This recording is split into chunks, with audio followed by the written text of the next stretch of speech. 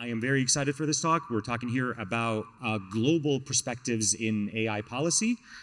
Please welcome this amazing panel, Ansaf Karim, Avishan Buchnud, Janet Haven, and our moderator, Joseph Keller. Good morning, everyone. I like that. Good morning, everyone. Thank you so much. We're joining a very timely conversation today, because we're having a discussion about global AI policy. There have never been more governance issues around global AI governance on the global stage. We're sitting in New York City, where the United Nations General Assembly just met last month to discuss many global challenges around digital policy, including efforts supporting AI. We've also seen different approaches to regulation, from the development of national strategies promoting things like AI champions to the influence of broad regulatory frameworks from the likes of the European Union, China, and the uncertainty that comes from an upcoming US presidential election. So, this landscape brings together a lot of very important questions about how nations can collaborate together, coordinate, compete, and raises critical questions about the way to establish international standards while maintaining country-specific priorities and values. Ultimately, it highlights the need to consider how these regulatory frameworks are going to affect different stakeholders, from large tech companies to startups, from developing countries to emerging markets. So, to help us try to make sense of some of these issues, I'm joined by an esteemed panel. I'm going to ask each of them to introduce themselves, and also we're going to try to hold some time at the end for questions for the audience. So first, Janet, I'll ask you to maybe tell a little bit about yourself, and tell us how your role and how you're thinking about global AI developments these days. Sure. All right. It's working. Good. Good morning, everyone. It's great to see you. My name is Janet Haven. I am the executive director of an independent nonprofit research and policy institute called Data and Society. We study the societal impacts of data-centric technologies and automation and AI, and we take that empirical grounded knowledge and we translate it into policy action. So I also sit on the National AI Advisory Committee to the White House. We advise the president on matters, a wide range of matters related to artificial intelligence. It's convened under the Department of Commerce as a federal advisory committee. And so I guess thinking about the interplay between global governance questions and domestic governance questions, I think one place I would start is by saying it is critical to get our house in order around governance at the domestic level. It's very, very difficult to establish global governance standards if we don't know what we're doing in our own countries. And so the United States, under the Biden administration, has taken a number of steps to establish governance frameworks related to artificial intelligence. I would say the Biden administration has probably done more than any administration in the past to both advance, as they call it, a rights and safety framework around governing artificial intelligence, while also advancing innovation and attempting to safeguard the primacy of the United States position as an AI developer. And so there's a lot we can say on that, and I'm sure my colleagues on the panel will talk more about that. At the global level, I'll just say a couple of things very quickly, and then we can come back to it. I think it's always important to recognize what global governance can achieve. It is very, very rare in any kind of global governance that we have binding rules that are enforceable. So that isn't really going to be the goal for the most part. The way that we've seen global governance in artificial intelligence move forward is through standard setting. So through the efforts of the National Institute of Standards and Technology and the AI Safety Institute, which is starting to build out with collaborators in other countries that also have safety institutes, a set of shared governance standards. These are non-binding. They are standards. They can inform laws later. The trade policy is another very significant way that we see global collaboration around AI governance take place. We've seen governance recommendations come out through the UN, and we'll talk about that more in the future. And yeah, maybe I'll stop there and hand it off. Thanks. Great. Hi, everyone. My name is Ansaf Karim. I've been in the AI space for the last decade or so, first starting with a company called RelateIQ, which was in the applied, one of the first applied AI companies, which we sold to Salesforce in 2014 for about $400 million. I spent the last several years as a partner at Lightspeed, one of the largest global VC firms focusing up and down the AI space, and most recently launched a new firm focused purely on AI.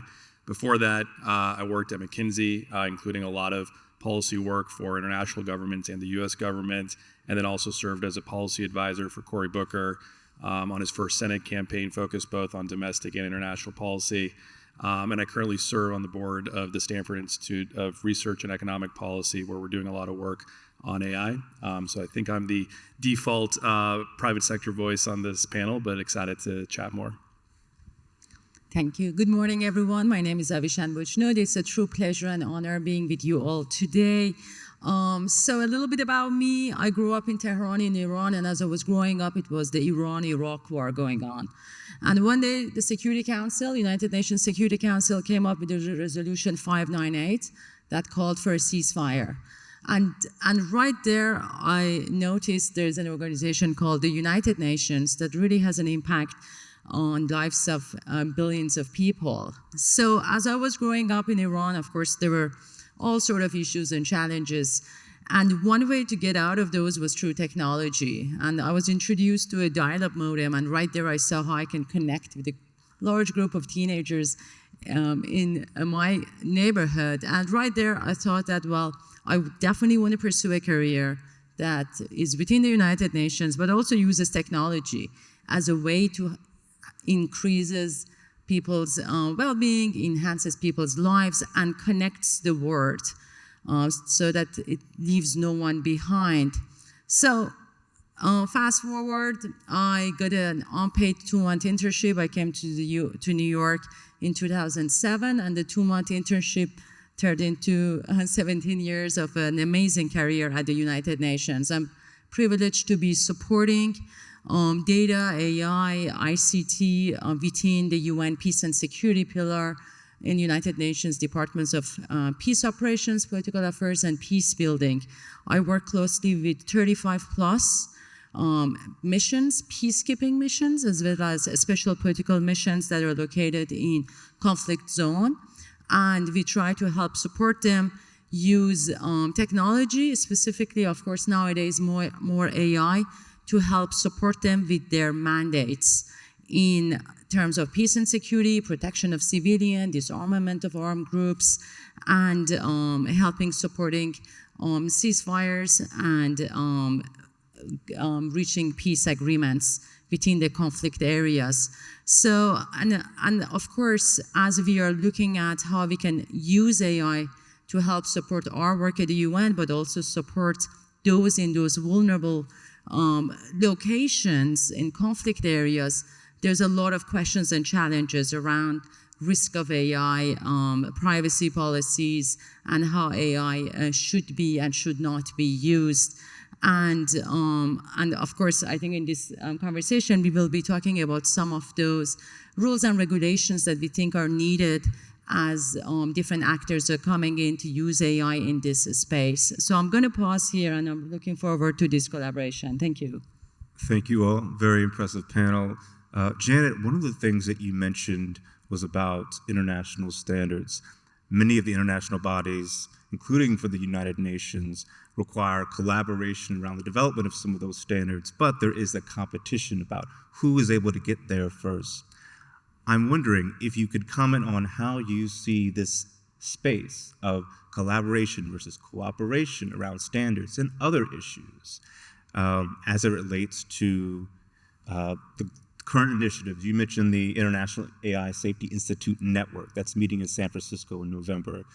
There's the AI Action meeting happening in France in 2025. Some of these meetings have voluntary commitments, others have more tangible results. But how do you see some of these initiatives compared to previous efforts in the effort to try to advance collaboration, cooperation around global governance? Are they working? Do they need some help? How are we doing? Yeah, well, I think it's too early to say whether they are working. We are in very, very early days in terms of creating governance standards and regulations, either domestically or internationally. I think what we have seen over the past 2 years since ChatGPT came out and really sort of captured attention was a real scramble to understand what the role of regulation and governance should be. And I think one of the kind of overarching questions there that many countries are grappling with, and certainly the United States is the question of is technology governable? And our history, at least in the United States, this is not so true in the EU, has essentially positioned that it isn't governable or it shouldn't be governed.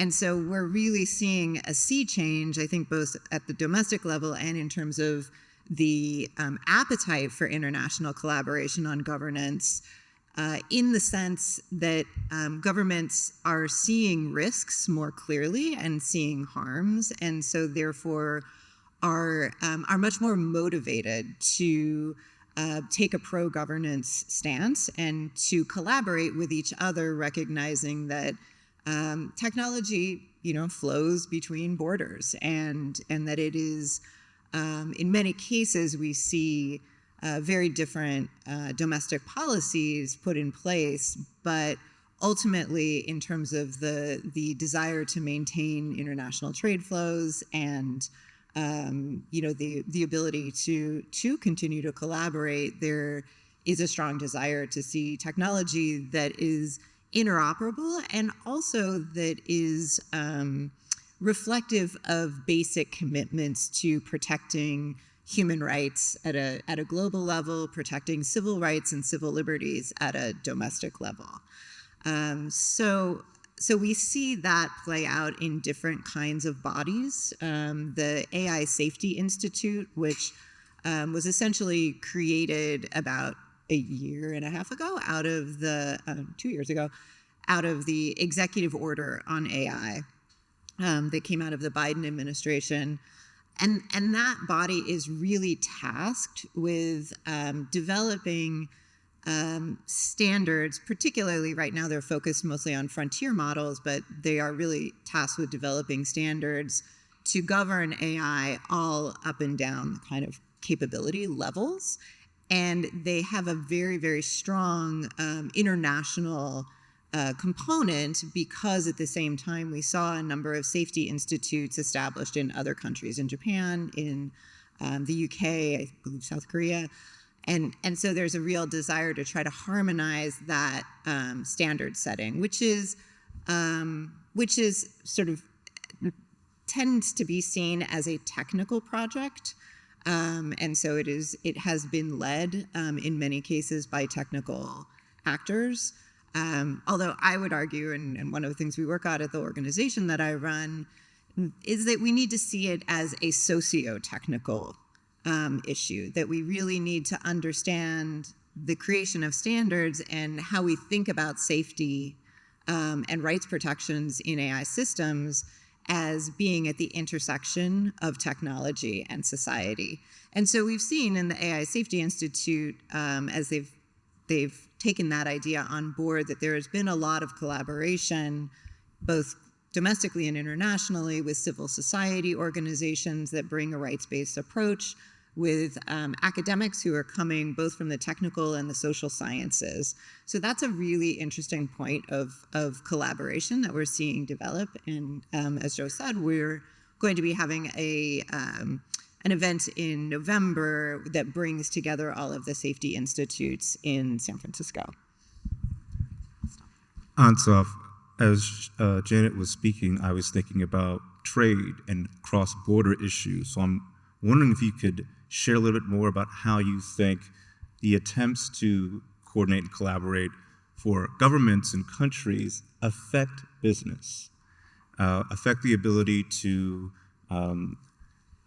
trade, affect the ability to release products, or stifle innovation, the idea that some companies are choosing not to do business in certain places. I wonder if you could share a little thoughts on that.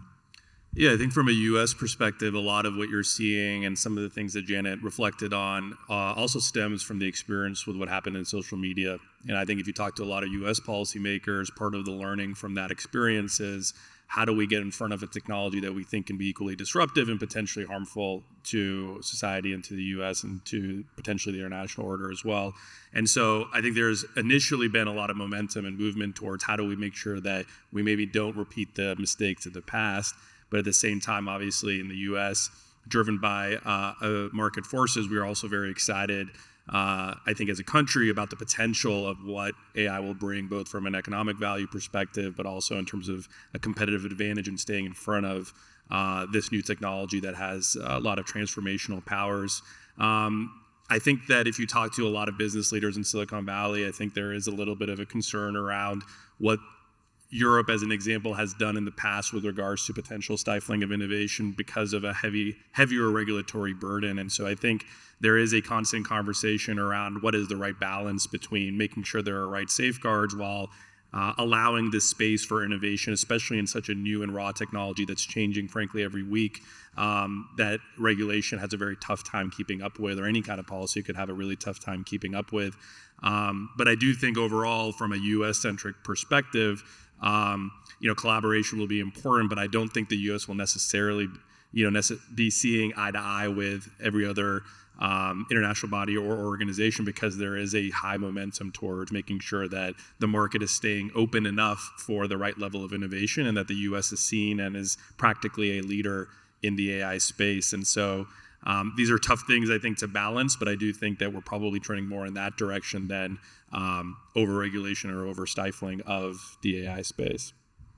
I just wanted to follow up when you're thinking about how companies are decided to engage, you also need to think about what the impact is on citizens. And so I was wondering if you could just say a brief thing about how you see AI's economic benefits being distributed. And I think it ties into something I'm going to mention to Avishan about representation, and whether the benefits of AI in the marketplace are distributed, and how they're distributed to those, especially those who may not have a voice in some of those transactions.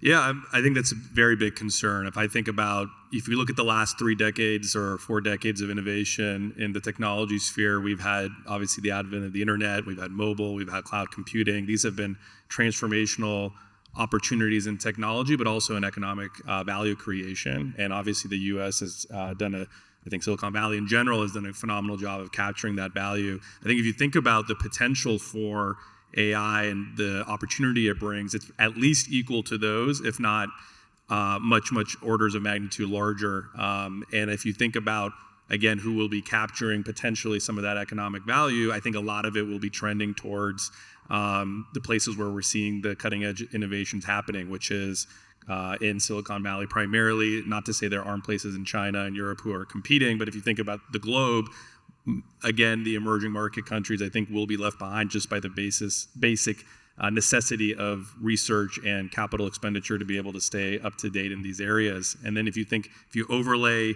the other piece of this, which is the disruption that's going to happen in labor forces due to the applications of AI, I think that will again be distributed in an uneven way towards markets that look very different than the U.S. If you take a very simple example of something like a BPO, who operate all over some of these markets, the opportunity for AI to completely disrupt those models is very high. So imagine what happens in a place where the middle labor market is dominated, and if you if you got education and you went to work for a BPO and had a good job, that job might be going away, and so you did all the right things, but yet you might not have that job anymore. And so I think if we take a macro perspective on this, there is a lot of disruption from a labor perspective that's going to feed into what's happening from a government perspective in a lot of those countries, and a lot of uneasiness. So I think we have a lot of uncharted territory that we're heading into, and I am quite concerned about how those disparities will start to play out over the next 5, 10, and 20 years.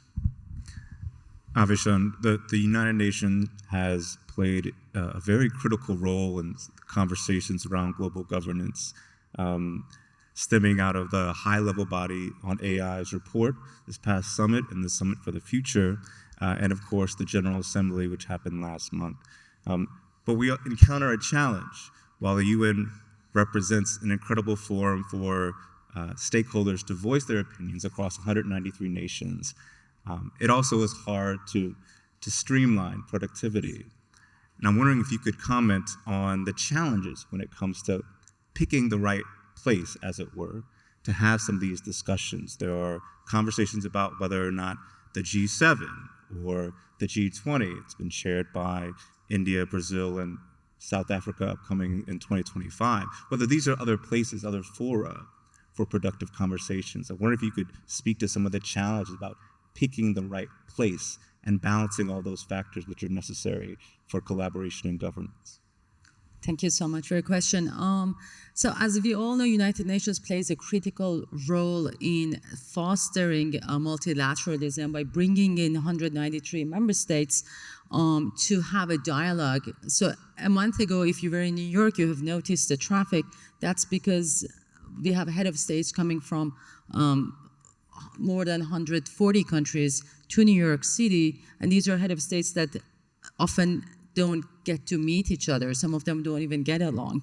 And United Nations has this unique convening power to bring these member states together to establish a sustainable solution for multilateralism where they can raise their voices about their concerns. And these concerns are, of course, on peace and security, on development, on climate change, and beyond. And this year, of course, we had the Summit of the Future, and there was also during the high-level debate, there was a lot of concerns raised on AI, digital transformation, and all the issues that Asaf also highlighted, the non-inclusivity of AI technologies.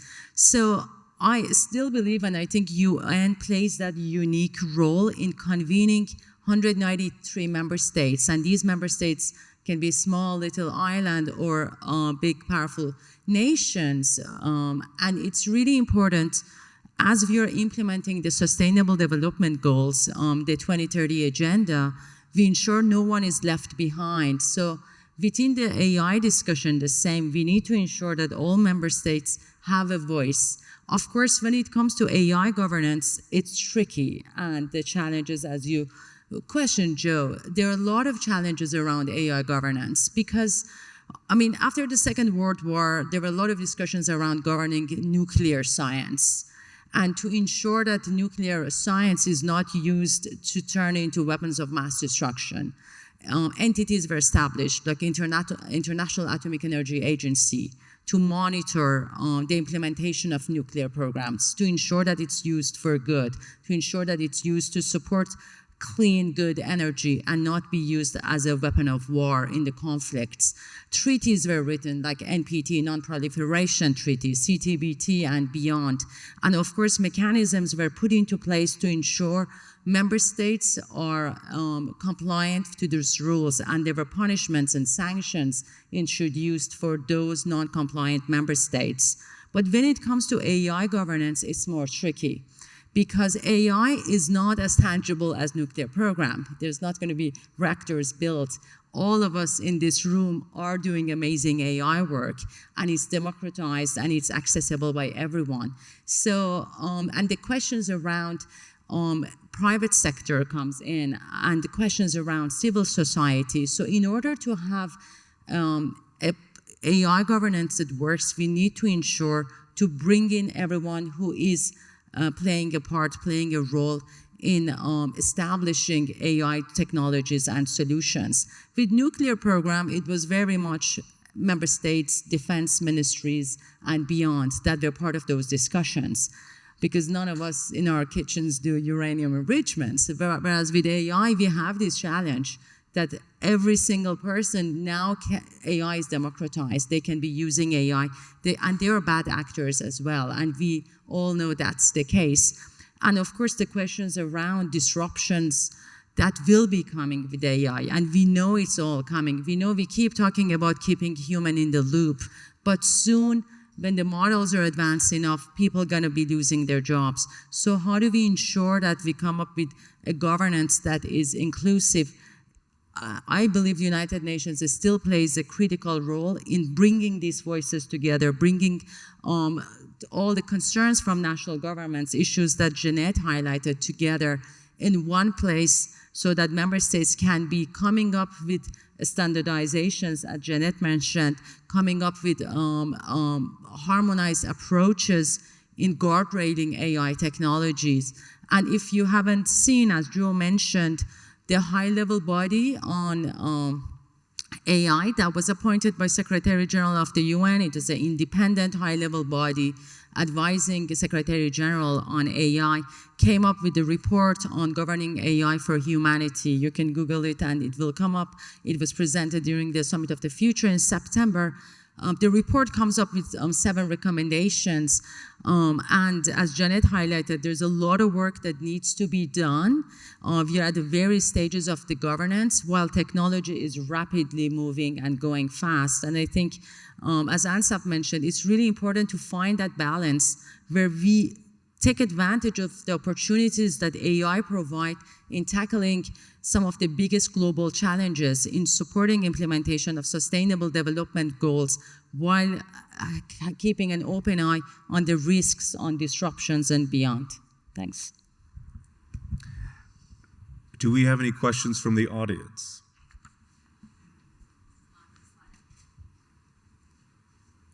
Okay. Are the questions going to be projected on the slide?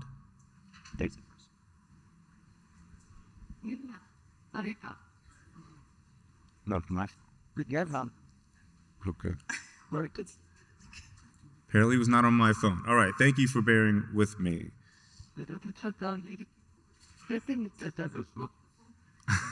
Okay. So this is a good question. There are a lot of very good questions. We'll try our best to get to as many as we can. One says, if the U.S. cedes leadership in AI policy over the next 4 years, what are some of the consequences for the U.S., the economies, and the economies around the world? You know, is there an impact for the U.S. doing something or not doing something on the global stage? I think most recently, in the past 2 days or so, there was a national security memo that was released by the Biden White House that has a lot of impact on some of the discussions we're having today. That's a really good question. I'd love to hear if the panel has thoughts on that. So I can say a little bit about this, specifically the national security memo. So yes, there is. I think there are of course significant impacts depending on what the United States does or does not do over the next 4 years, over the next 6 months. One thing that we have seen just in this past week, as Joe said, is coming out of the National Security Council, a national security memo on artificial intelligence was released 2 days ago, which also was accompanied by a governance framework. And it's a fascinating document, really worth reading if you're into that sort of thing. But essentially, what it says is that it is a core national security concern for the United States to retain primacy in the development of artificial intelligence. And that's framed not only through the lens of the technology, but also, I think, critically through the infrastructure that supports it. So in the last panel, we heard about energy concerns, and the National Security Memo is really talking about the entire infrastructure of an AI development ecosystem. So that's really significant. I think what the memo also does is it, at the same time, foregrounds a concern about protecting the civil rights and civil liberties of Americans while maintaining that primacy, and I think acknowledges that that is a needle that has to be threaded to be able to do both of those things. The second thing I think that the memo is kind of grappling with, and I will say I've not read it in depth, so I'm sure many smart people are spending this weekend diving into it. But one of the things that it really talks about is the value of essentially both supporting the existing AI development ecosystem, which in many ways is quite concentrated in a few very large players, and the value of that set against the concern about having a broader ecosystem that supports a lot of players. And so there's some attention in the National Security Memo to supporting things like the National AI Research Resource, which is essentially the idea of public compute and data models that would allow academic researchers, potentially small businesses, to have access to the kinds of compute power that right now is really, for the most part, only available to a few frontier AI companies. So that's also another point of balance within the memo that I think will get some attention. Excellent, thank you, Janet. We're going to try to take 3 questions in a row and see where we are in time. The first one, I think, is best addressed to you, Ansaf. It's a question about advice for startups. So what advice would you give to startups to get help with governance and collaborating with federal regulators or international regulators? There's a barrier that has to do with bureaucracy, and how do you overcome those barriers? That's one question. For Avishan, question about how AI and peacekeeping interact. And lastly, a question, Ansaf, you mentioned before about how especially the US has approached regulating digital policy using the internet as an example. How is the world thinking about taking a different approach to governance? Hopefully folks can manage those in their minds. Yeah, I think maybe I'll start with the last one first, but I think that every country is thinking about this probably differently, and every region is thinking about this differently. So I actually very much agree with Janet generally that I don't think the US is gonna get in front of itself in terms of over-regulating AI in a way that it would hurt the economic opportunity and the leadership necessary from a technology perspective, and what I think the country from a national policy and security perspective thinks is an imperative. I think other countries, particularly China, likely a lot of countries in the Middle East, probably think similarly. And so they are going to invest, China in an industrial policy perspective is already doing so. I think many countries in the GCC and otherwise are also thinking similarly, where they will be investing heavily from the government side, as well as making sure that, generally speaking, policies remain open enough for market forces to be able to allow AI to continue to thrive in their local economies. I think that the one place that will likely think very differently than the others that I just mentioned is probably the EU. And I think that the EU has shown, to your point, Joseph, around the internet, they have a very different posture and retroactively thinking about how to be more aggressive, I'd say, in terms of how they want to think about policy and regulation and bureaucracy around technology innovation. And I think when we step back 5, 10, 15 years from now, it will hurt innovation in the EU. And I think you're already seeing entrepreneurs and startups leaving the EU to come to the US because of what they either perceive or already exist in terms of the stifling of innovation due to the regulatory regime that exists there.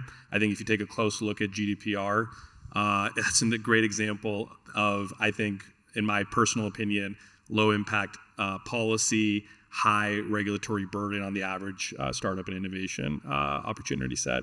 And so I think the EU is probably going to be, out of the countries or the regions that I just mentioned, the most singularly different than everyone else. And maybe just really quickly on that first question for startups, I touched on it briefly, but I do think the US will continue to be the best place to be an AI innovator or generally a startup innovator, at least in the Western world. And I don't see that changing anytime soon. And if you are building in the AI space today, because a lot of the regulatory policies that we're discussing are still a work in progress, frankly, there isn't a lot of bureaucracy that you have to deal with or regulatory burdens that you have to overcome outside of what already exists. So if you're innovating in the healthcare space or the financial services space, there is a regulatory regime that already exists that you have to navigate. But in terms of net new regulation or burden, it's reasonably limited. Even California, where I live, as the state senator tried to pass a recent AI bill, the state senator of San Francisco tried to pass an AI bill, which Gavin Newsom vetoed just very recently. And so just, I think, another case in point on that even the Democratic Party, and I think the Republican Party will be the same, are going to generally be pro-innovation and making sure that we don't get in our own way in terms of allowing this to thrive, at least in the short term. Avishan, unfortunately, we're running out of time. Avishan, I'd love for you to take the last 3 or 4 minutes to share with us how you've seen digital policy and AI specifically intersecting with peacekeeping efforts. Thank you for the questions, and I'll be quick. So just maybe one thing to highlight that our first peacekeeping mission was established in 1948. And at the time, peacekeeping operation, of course, it was done very differently. The technology wasn't there. And that's why our Secretary General, Antonio Guterres, last year came up with a policy brief on UN 2.0. And what UN 2.0 is, we as UN staff, we need to partner with entities, with private sectors, with academia, with civil society and beyond, because we need to ensure that technology is used as an enabler to help support us with our mandate operationalization. We don't have that skill set in-house. We need to focus on partnerships, and we need to ensure that we also set up agile processes so that we can benefit from the support that private sector, civil society, academia, and beyond can provide to us so that we can do a better job in operationalizing our mandate. And I must say, one reason that I'm here today is really hear from you, hear about the amazing, brilliant solutions that you're all developing to see how we can utilize those solutions to help support the work of our peacekeeping missions. The one big challenge, and I'm going to stop right here, is that we operate in deep field. We operate in the most remote areas in South Sudan, in Central African Republic, in Democratic Republic of Congo, in Western Sahara, areas that it's really hard to get connectivity. It's disconnected from the internet. People don't have access to technology. Digital literacy is low. Our peacekeepers come from 125 countries. But of course, we can use AI to help support with education and beyond. And that's an area that I would also love to hear from you. And after this talk, please come to me if you have any thoughts in mind in terms of how we can work together and collaborate. Thank you. I'd like to take this moment to thank our panel for sharing their thoughts. And thanks for all of you for your questions and your attention. Enjoy the rest of the conference.